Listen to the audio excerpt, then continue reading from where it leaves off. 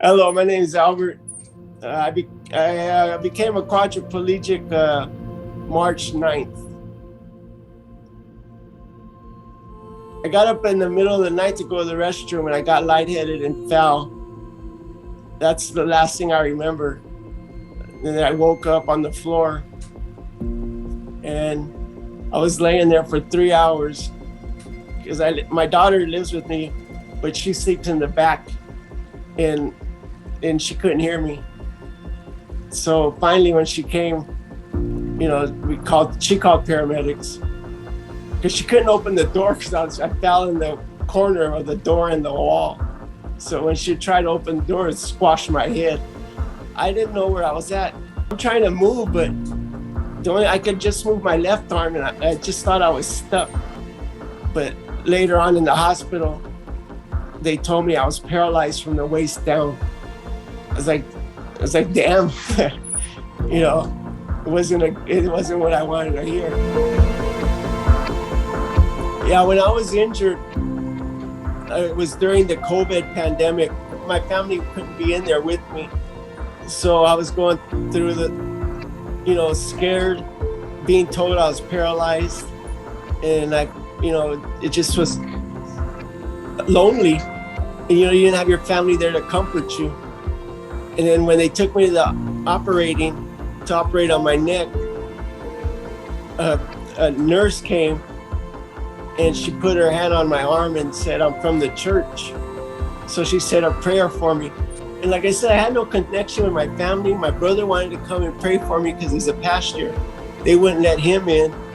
And I'm just rolling down the hallways looking at the ceiling and I'm scared because, it's a neck surgery.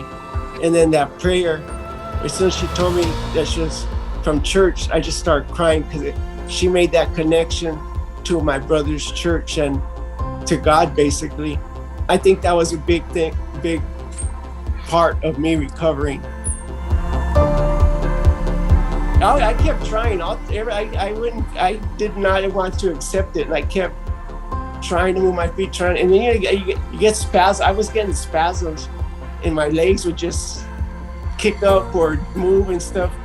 And I actually enjoyed them. Because I thought my muscles are working, So anyway, every time I get a spasm, I try to make it go more, or either whichever way I was getting pulled, I'd either lift up like to my chest or kick out towards the bed. I kept trying. One day, actually my leg moved by itself. I moved my leg by myself. So then when the doctor came in, I go, look at. When I moved my leg, she goes, "Is that a spasm? Are you using the spasm?" I go, "No, I'm doing it by myself. Look at it." And I kept doing it, and they progressed, the therapy.